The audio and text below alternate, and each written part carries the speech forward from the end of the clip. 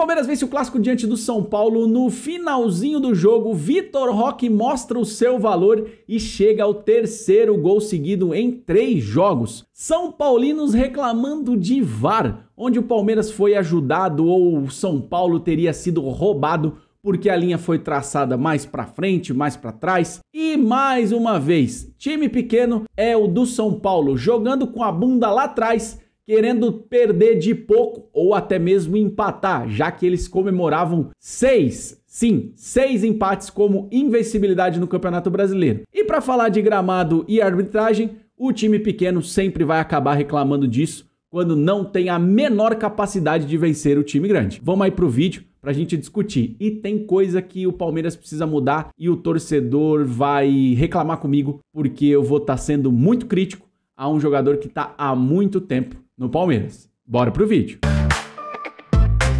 O Palmeiras então venceu o São Paulo no clássico deste domingo, Dia das Mães, e fez com que os São Paulinos ficassem completamente malucos. Passei por vários influenciadores aqui do São Paulo falando sobre impedimento mal marcado, né? Ou seja, o lance que o Palmeiras faz o gol para eles estava impedido porque a linha foi traçada atrasado, foi passado para frente, para trás. E cara, desculpa, tá? O influenciador ou o torcedor do São Paulo que reclamar deste lance, pra mim o cara é cego. O cara só tá sendo clubista aleatório, tá? Não tô falando que pode ter, o Palmeiras pode ser ajudado, pode ser beneficiado, o São Paulo pode ser ajudado como foi contra o Sport, como já foi contra o Palmeiras numa Copa do Brasil, onde os lances sumiram, tá? Sumiram. E você não vê o palmeirense fazendo essa reclamação no mesmo nível que os São Paulinos. Mas, pra mim, a explicação é simples. Time pequeno tem que fazer coisas de time pequeno. E nos últimos anos, o São Paulo vem se mostrando muito, mas muito pequeno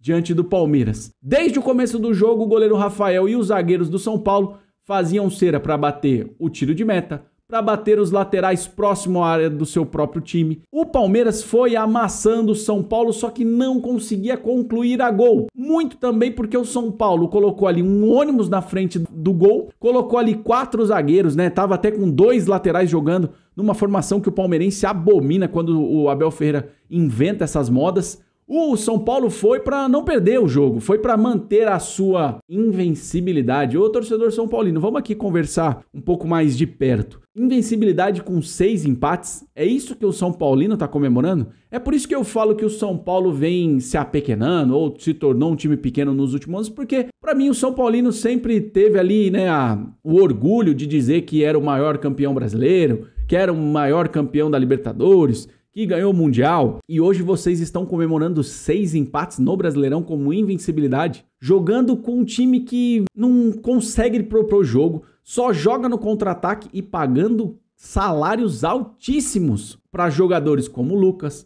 Oscar, o lateral que veio da Europa, eu nem lembro o nome, que machucou ontem, e vocês estão falando de lance do VAR e de gramado. O São Paulo não jogou os 6 jogos que empatou em gramado artificial. Parem de reclamar de bobagem. Façam uma análise do próprio clube de vocês, que tem uma diretoria que é uma palhaçada, tá? Já mostrei vídeo pra vocês aqui de reuniões da diretoria do São Paulo que era medonho. Coisas assim do tipo que você fala, caramba, o que os caras estão fazendo? Discutindo se vai pôr pet na camisa de clube de motoqueiro. Sim, tem isso. Só você pesquisar lá na TV São Paulo, lá você vai ver esse tipo de discussão acontecendo.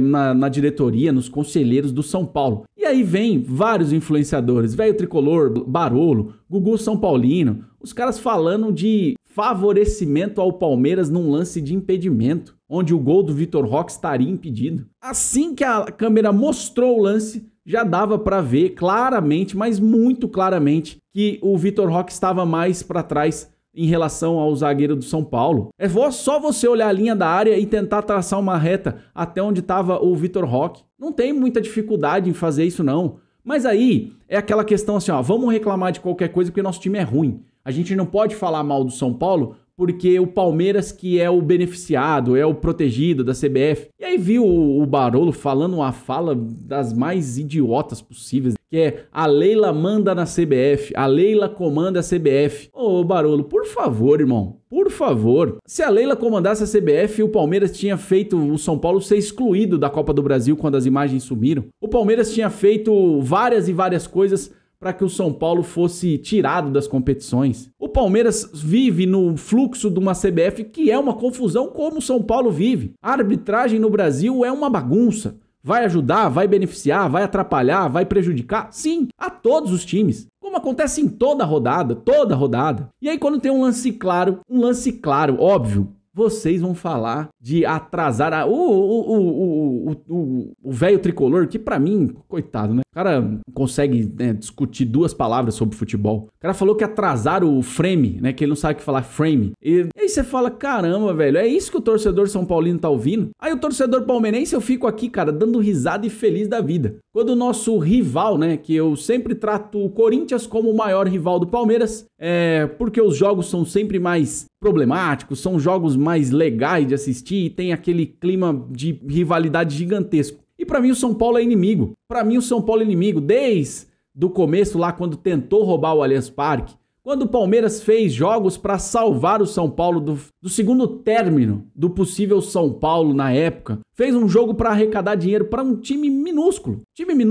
E depois ainda das declarações do presidente, que eu nem falo o nome, né? Que tava com um cacho de banana na mesa, que o Palmeiras se apequenou. O que aconteceu, torcedor São Paulino e torcedor palmeirense? O Palmeiras vive de reclamar de Abel Ferreira, reclamar de contratações, reclamar da própria Leila. Mas temos que, nesse momento, dar um pouquinho de crédito a essa galera. Por quê? O Palmeiras, no mínimo há 10 anos, vem humilhando principalmente os rivais de São Paulo. Santos, meu Deus, olha aí a situação do Santos. O Corinthians é dívida em cima de dívida. E o São Paulo só sabe chorar como uma criança mimada. O São Paulo é um time mimado. É o time que achou que tinha tudo, era o dono da bola. Só que veio um clube organizado que passava por momentos bem fila da mãe. Se você pega o Palmeiras de 2002, 2003, 2004... Aí 2008 ali consegue um negócio, 2009 parece que vai, chega 2012, 2011 e é um time medonho. Quando em 2015 se organiza, fala, não, agora a gente vai, né, fazer com que o Palmeiras mostre o seu valor. E para vocês, torcedores de outros times, o Palmeiras é o vencedor, o maior campeão do século. Sim, então nós não começamos a nossa história em 2015. O Palmeiras foi o primeiro a chegar em grandes decisões da Libertadores,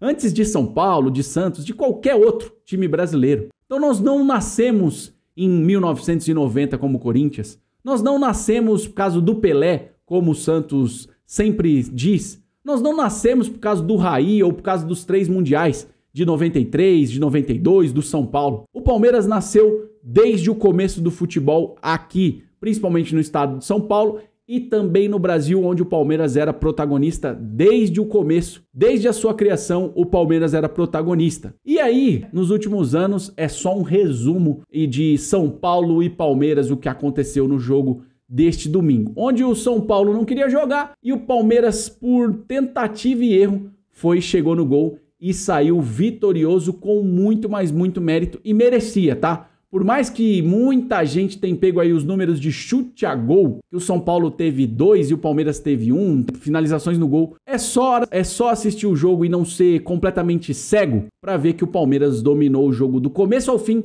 e o São Paulo tentou alguns contra-ataques para ver se fazia um gol e, sei lá, se trancava de novo lá atrás. Jogou como um time pequeno, jogou como um Mirassol da vida, como um Noroeste, como um time minúsculo. Então não tem como comparar a um gigante aqui no Brasil, o São Paulo hoje. Vocês precisam muito correr atrás, porque tá ficando feio. E para eu criticar, né, já que todo mundo sabe que eu sou um crítico de muitas coisas que acontecem no Palmeiras, para mim tudo no jogo de ontem foi legal. A única coisa que eu tenho aqui a pensar é a situação do Rafael Veiga. Eu acho que ele ainda está atrapalhando o time do Palmeiras. Por incrível que pareça, é um cara que eu gosto, jogou muito pelo Palmeiras, mas no atual momento ele tem atrapalhado sim o time do Palmeiras. Sempre que ele entra, o jogo fica mais lento, ele não consegue dar dinâmica, ele sempre espera uma falta, não consegue fazer um toque rápido, um toque de letra, um toque de primeira, agilizar o jogo do Palmeiras. Diferente, por exemplo, com o Maurício,